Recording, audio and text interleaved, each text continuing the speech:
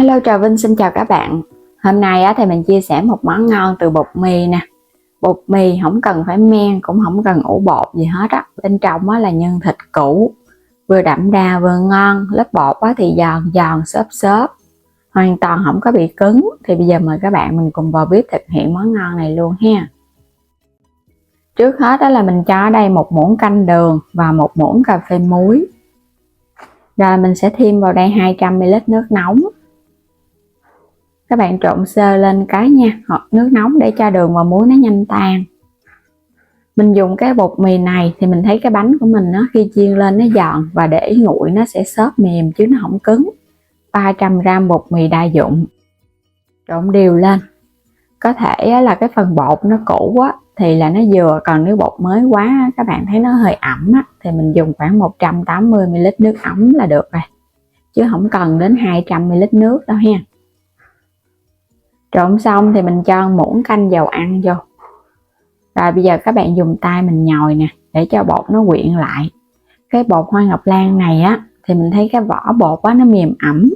Để nguội bánh nó cũng không cứng, giống như là mình làm bánh bao, để tạo cái độ trắng và mềm xốp hơn cho bánh. Thì các bạn có thể bấm vào góc trái để mua. Rồi mình để qua một bên. Tiếp theo là mình có ở đây là 300g thịt nạc ha. Thịt nạc xay ra. Tôm khô thì mình dùng khoảng 30g ngâm nở mềm trước đi. 1 củ cà rốt, 1 củ sắn vừa vừa thôi ha, nhiều quá là nó bị dư nhân. Nấm mèo 1 tay ngâm nở mềm. Hành lá, hành tím. Sẽ xắt cái củ cà rốt ra. Các bạn xắt lát mỏng mỏng thì mình xắt hạt lựu nó mới ngon. Xắt hạt lựu càng nhỏ là càng ngon nha. Mình xào chín lên nó sẽ quyện đều, khi mà cho vào trong bánh nó kết dính hơn. Xắt hết luôn. Củ này cũng vừa thôi, không có lớn quá đâu ha.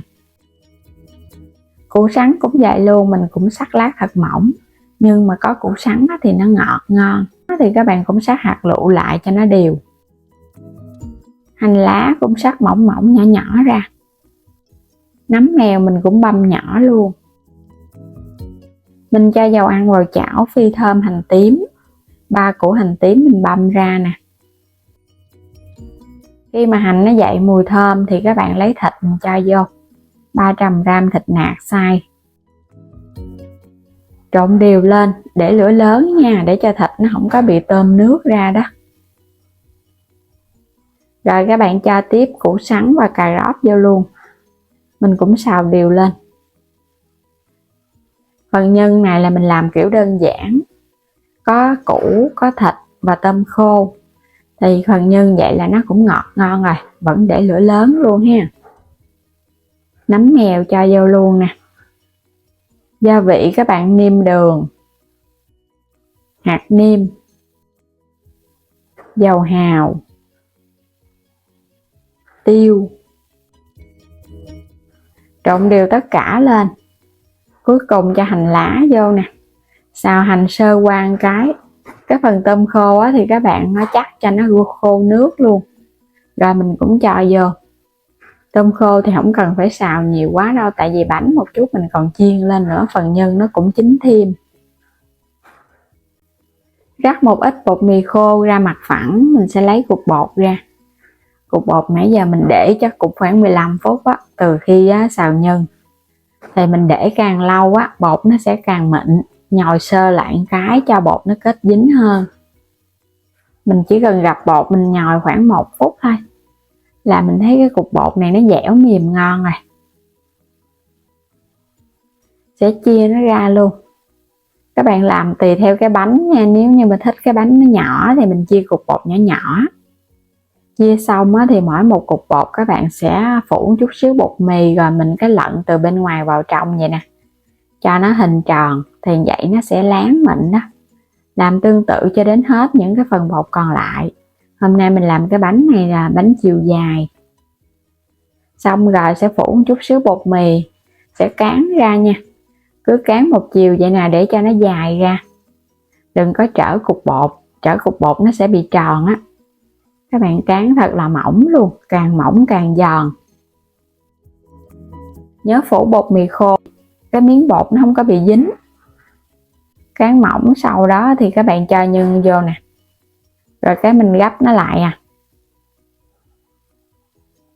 gấp cái mép này lại. Nếu như mà phủ bột mì khô nhiều quá thì cái mép này các bạn nhớ quét một chút nước nó mới dính, còn mà phủ ít á, thì mình bám vô vậy là nó dính nè.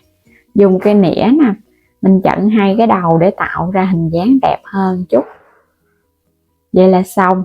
Bột rất là mỏng, phần nhân ở bên trong nó nhiều, bánh nó mới giòn. Bột dày quá là nó cứng ha. Làm tương tự cho đến hết những cái phần bánh còn lại. Làm xong là bắt đầu đi chiên luôn được rồi.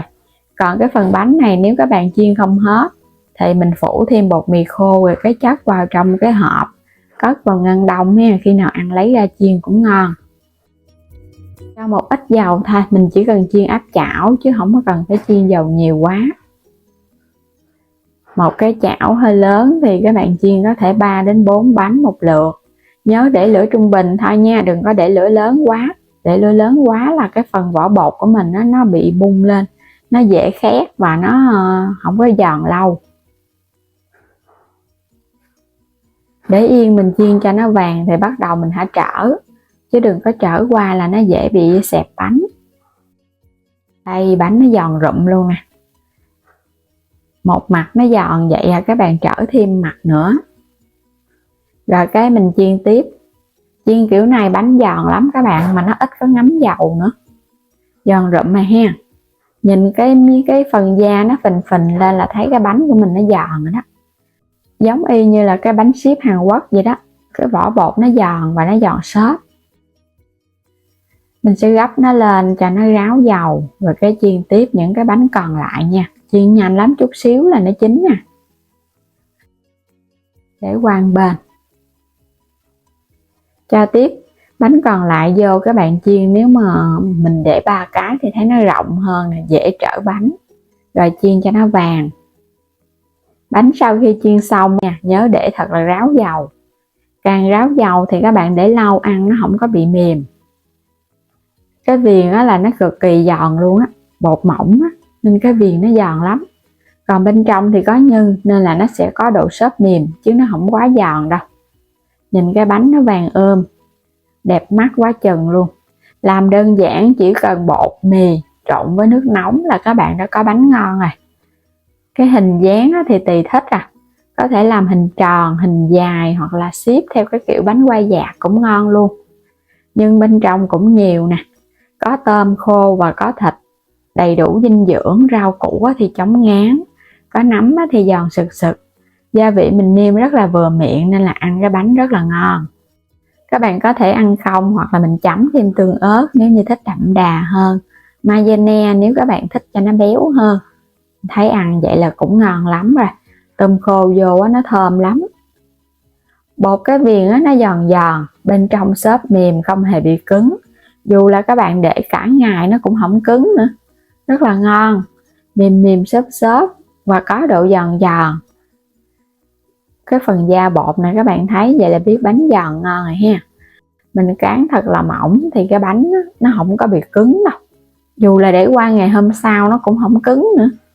Và bây giờ cảm ơn các bạn đã luôn theo dõi ủng hộ kênh. Nếu chưa đăng ký thì bấm đăng ký ủng hộ kênh Alo Trà Vinh và Alo Trà Vinh 2 để nhận các video mỗi ngày miễn phí nha. Và mời các bạn bấm vào góc trái video hoặc là ảnh kênh chuyển đến cửa hàng, lựa chọn nhiều sản phẩm mua ủng hộ mình. Xin chào tạm biệt, hẹn gặp lại các bạn ở những video tiếp theo.